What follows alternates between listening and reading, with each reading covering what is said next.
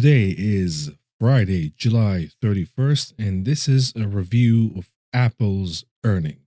Apple reported its quarter three earnings among many other tech giants. All of them reported very impressive earnings on the surface and rallied after hours. In this video, we will dip into the details and we will look at what drove the growth in this quarter for Apple and is the growth sustainable in the future. Before we dip into the details, let's address the stock split, the 4-to-1 stock split. How does it affect your shares? How does it affect the stock? First of all, the stock split has pretty much zero effect on your positioning in the stock. It doesn't matter if you are long or short the stock. For instance, if the stock price right now is $400 and you own 100 shares, your total stake in Apple is $40,000. Now, after a split of 4-to-1, Apple price will go down to $100 a share. So does that mean that your stake will go down to $10,000? No, not at all, because your 100 shares will now become 400 shares. You multiply 400 shares by $100 and you get the same results. Likewise, if you have a short position, I currently have a short position in Apple. I shorted the stock at $3.95. Shorting basically is you're borrowing shares. So let's say I borrowed 100 shares of Apple at $3.95. I owe my lender to return 100 shares of Apple when I'm done shorting. Now, what happened to my short? Instead of owing my lender 100 shares of Apple, now I owe them 400 shares of Apple. I need to return 400 shares to them. However, my entry price gets adjusted from $3.95 to $98.75 a share, and that would equal to the same thing. So why does a company decides to go with a stock split? There are several reasons. The most obvious reason, of course, is the stock price become too expensive and less accessible to the public. And the company thinks that by lowering the price, the stock will become more accessible to more people. There are positives and negatives to that approach. Of course, a stock with a higher price, like Amazon, for example, makes the entry to the stock, to own the stock, a little more difficult, and it makes the option pricing very expensive. Therefore, weeding out the gamblers and the small players who like to gamble for the short term because the entry prices for the premiums and for the stock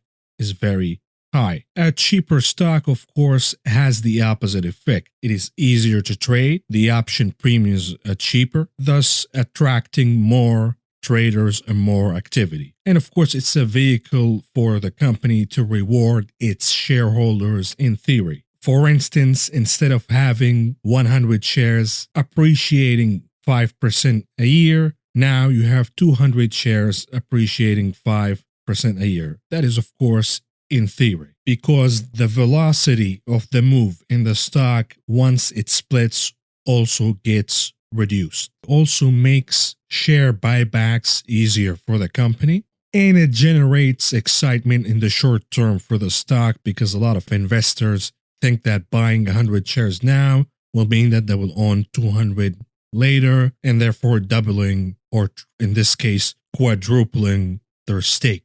It is a false narrative, but it generates the short-term excitement for the company among the investors community. Now, let's dip into Apple's numbers in details. The chart you see in front of you compares the current quarter, quarter three, versus last quarter, quarter two. And here we're comparing the year-over-year growth for each one of these quarters. Therefore, we can have a parameter of how the company is growing quarter over quarter, year over year. Are we seeing an uptrend in the company or a downtrend? This is what we are trying to explore from this chart. Of course, this looks at the growth via product category. And here you can see the iPhone last quarter, year over year, the sales were down 7%. This quarter, year over year, sales were up 2%. So Apple improved their sales year over year compared to last quarter in the iPhone category.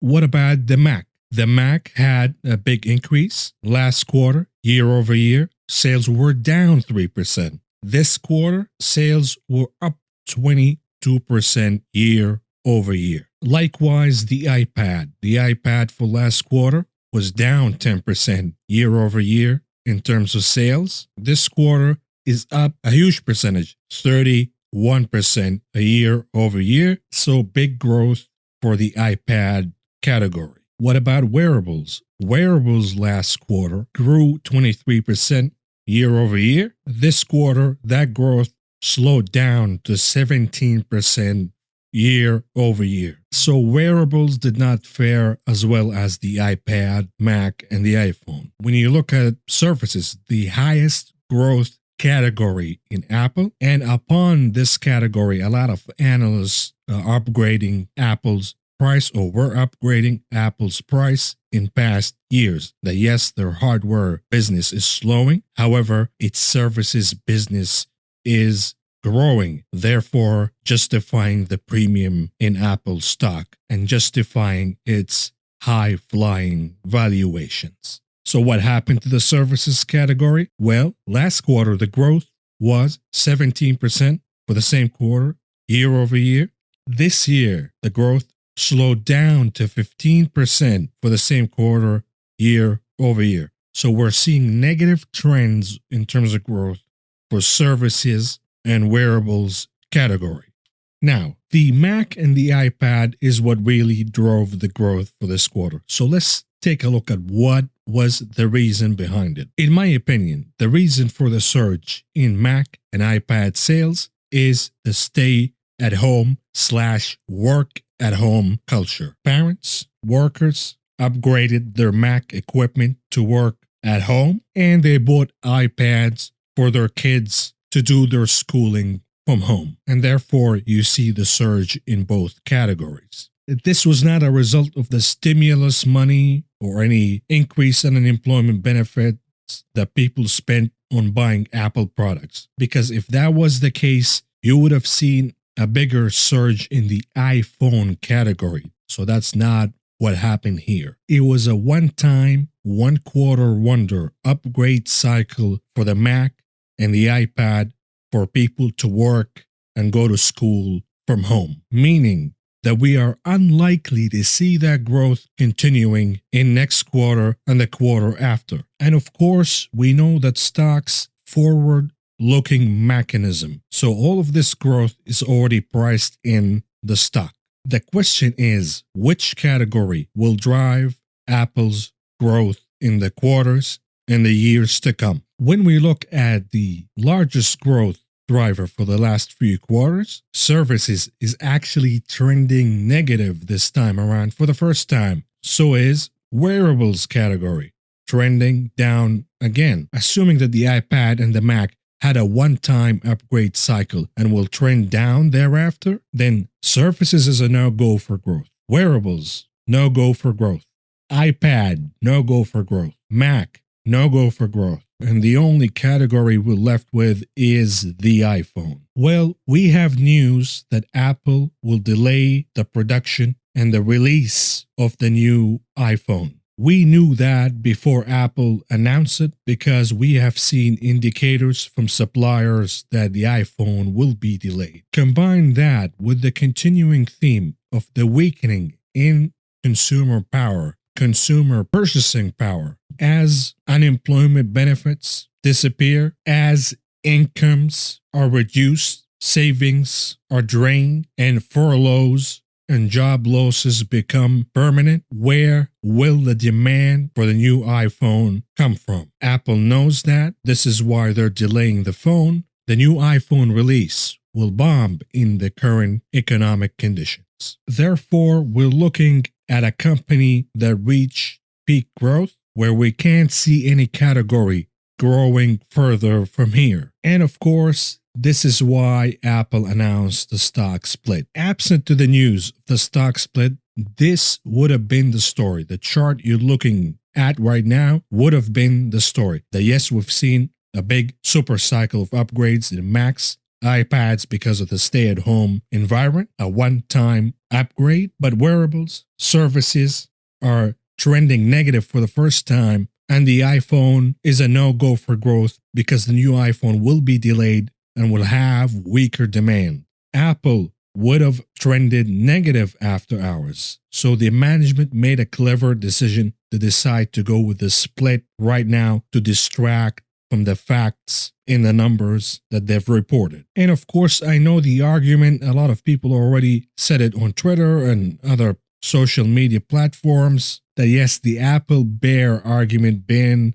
there are no growth, this company is not growing revenue in any categories, but the stock keeps going up and up and up because of untapped revenue avenues and the share buybacks, etc., etc. There is some truth to this statement. However, the services category was growing impressively for the last quarters.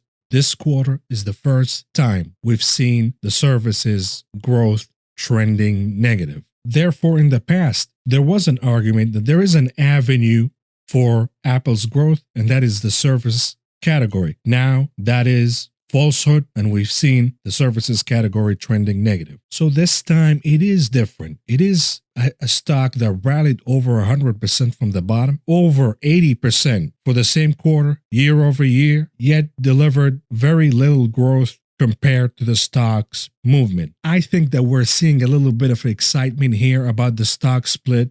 You will see the stock trending higher for a while, but it will reverse once investors realize that the company will not have any growth and the new iPhone will not deliver the so-called 5G super cycle upgrade right now. It will be delayed and it will have financial implications on the company. So don't be surprised if you see Apple stock reverses and closes in the red in the days to come and even as early as today. Because even if investors are looking for growth, safe growth in big tech names to park their cash, take a look at the other names that reported organic revenue growth year over year consistently. Facebook is one of those names, among others, that investors could shift their cash positioning from Apple to these names. Apple, however, is not experiencing any organic growth. The business is stagnant. The business had